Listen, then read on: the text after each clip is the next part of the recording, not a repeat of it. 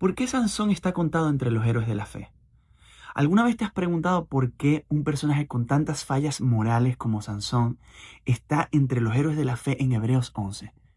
Eso es sorprendente, pero nos muestra algo, que no es la fortaleza de Sansón lo que le dio un lugar entre los héroes de la fe, sino su debilidad, sino que cuando fue débil, él reconoció que solo Dios lo hacía fuerte.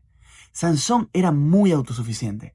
Durante toda su vida él creyó, yo puedo, yo voy a ir contra los filisteos y con el poder de mi fuerza los voy a dominar.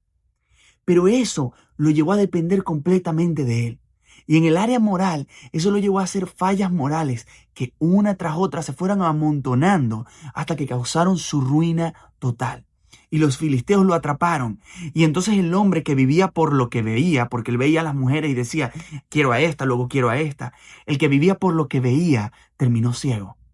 El que vivía por su propia fuerza, terminó siendo completamente débil. El que vivía por el entretenimiento, terminó siendo el entretenimiento de otros.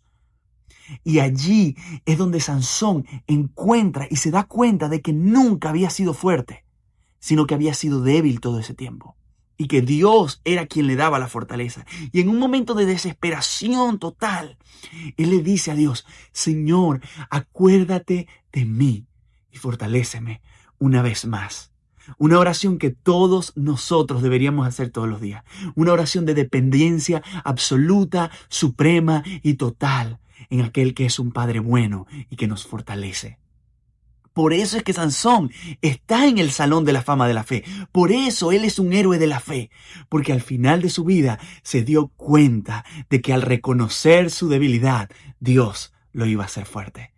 Porque no es que nosotros somos fuertes por nosotros mismos, porque tomamos las mejores decisiones, hacemos lo mejor, tenemos muchas buenas obras a nuestro nombre, sino porque miramos y tenemos los ojos puestos en Jesús, que es el autor y consumador de la fe, quien por el gozo puesto delante de él menospreció la cruz y llevó nuestra condena y nos dio salvación. Porque vemos al héroe de la fe supremo. Hoy podemos vivir como el héroe de la fe, que al ser débil encontró su fortaleza en Dios.